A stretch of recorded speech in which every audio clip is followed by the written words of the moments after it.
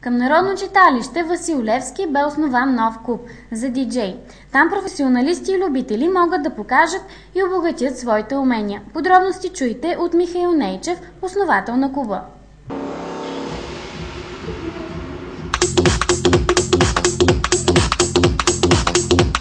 Здравейте на всички зрители на кабелна телевизия Димитровград. Идеята се роди миналата година, но тъй като нямахме поле за изява, нямаха ги хората, които трябваше да участват в този клуб, малко я позабавихме. Сега сме тук с целия лейбъл The Underground Sound of D-Town. Нека те се представят. Аз съм диджей Пол Павел. Аз съм Вицо Боев. Аз съм Тихомир. Диджей Ицак. Диджей Максуел Мирослав. Диджей Дядо Княз Георги.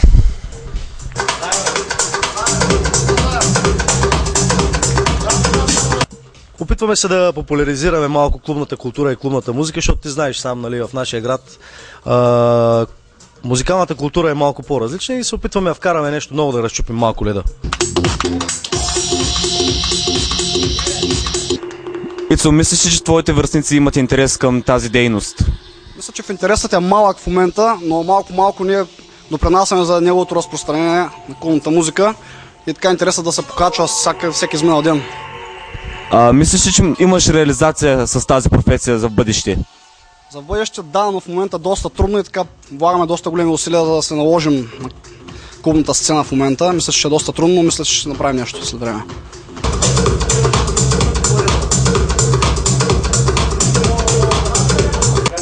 Тишо, според теб каква музика слушат днесната младеж? Днешната младеж, поне в нашия град, може би наблягат повече на поп-фолка, така наречената чалга. В по-големите градове в България, не само в България, мисля, че електронната музика и хаоса е доста продавана музика и доста наложена. Тъй ние се опитваме или да направим нещо подобно, се надяваме, че ще се получи.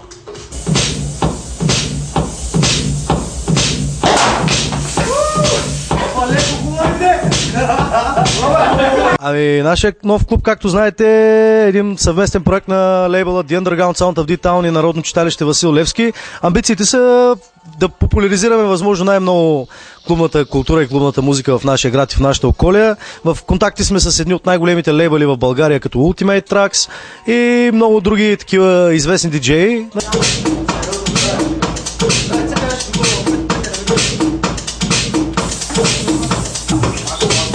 Който се кефи на такава музика, който иска да бъде в час с този тип музика, винаги може да заповяда. Всяка сряда от 20 часа в сградата на Народно читалище Васил Левски, град Димитровград. Това е търговски дом, 4-ти етаж, източно крило от към Дези.